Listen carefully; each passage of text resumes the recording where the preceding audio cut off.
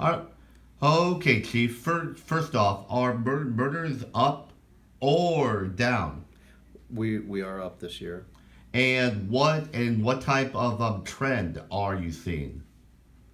And when you say trend, what do you mean specifically? Are we seeing a higher number of shootings? Or are we seeing a higher number of stabbings? Are we seeing more random? Gotcha. So out of we've had a total of 11 homicides that we count, and to go back, we don't count justifiable homicides. So Which are three. yes, Okay. yes. So 9 of the 11 are shooting. So the trend is we are seeing more shooting homicides as opposed to stabbing homicides. The other two were stabbing homicides. What was the second part? Are we? Is this up from last year? Yeah, so last year at this time we had 5 shooting homicides, and then, like I said, this year we had 9 shooting homicides. Are there any trends that you were seeing? Are these linked? Are they gang? Are they domestics? Are they groups?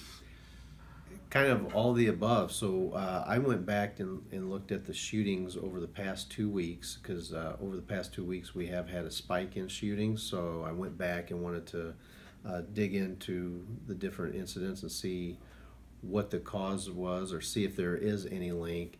And really, out of the last 2 weeks, so since September or since June 26th, there have been 9 shooting incidents that resulted in 12 victims, 2 of which died.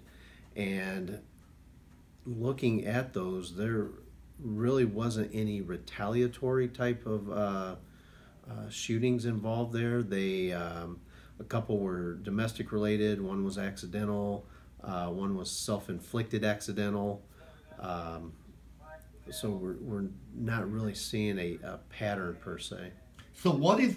So what do you think is taking place? Because it seems like over the past 6 months we've just seen a lot of violence here. What do you think is? So so over the last, if you look at 6 months, or actually let's go up through July 8th with the shooting stats, we've had 35 shooting incidents and 43 shooting victims. If you compare that to last year's stats, we last year 2017 we had 33 incidents with 33 victims. So incidents are up by 2. And not to take away from that, it's still serious. I'd like to have 0 incidents, but compared to last year, we are up by 2, and the victims are up by 10. We did have a couple of incidents where there were multiple victims. For example, within the past 2 weeks, one incident there were 3 victims, and another incident there were 2 victims. So when you compound those numbers, you obviously are going to drive your number of victims up higher than your incidents. So what? I mean, so what is the lesson here? What should we learn from this? Is our town more unsafe, or is crime out of hand? Is this? I mean, what can we take from this? Because this is very scary.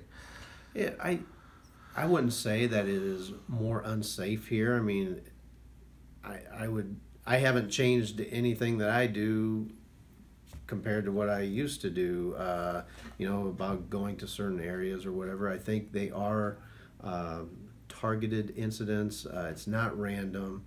Um, Unfortunately, people that get involved in illegal activity that they shouldn't be involved in, and when you do get involved in illegal activity, there is a higher chance that bad things are going to happen. And unfortunately, we've had more homicides as a result. Yeah. What can folks do? We need community involvement. So, in order for us to help take the shooters off the streets, even if it's just these, as you called it earlier, a one-off case, a lot of these shooting incidents, there are witnesses to it. Even the victims asking the victims for cooperation. We ask that they cooperate with the police, give us the information we need. We can't be everywhere all the time. Very, very, very seldom are the police on the scene at the time that a shooting occurs. So when we're not there, we're responding, so we're being reactive instead of proactive to that case specific. And so we ask that these citizens come forward and help us out. It is their community as well, and it's the area they live in, so we ask for their help.